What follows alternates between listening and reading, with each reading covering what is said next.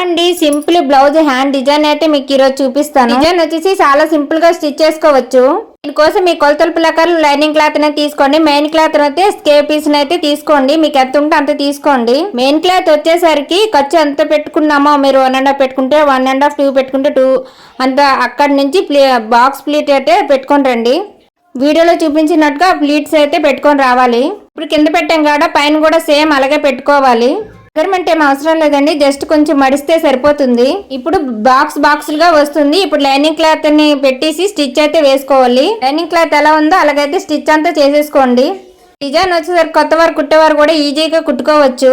Hand అయితే ready అయిపోయింది. ఇప్పుడు బాక్సులు లాగా ఉన్నాయి కదా, ఆ బాక్సుల మధ్యలో ఇలాగ మడిచి ఇలాగ దారంతో కుట్టి వేసేసుకోండి. గోల్డెన్ బీడ్ ఉంటుంది కదా, గోల్డెన్ బీడ్ ని కుట్టేసుకోండి.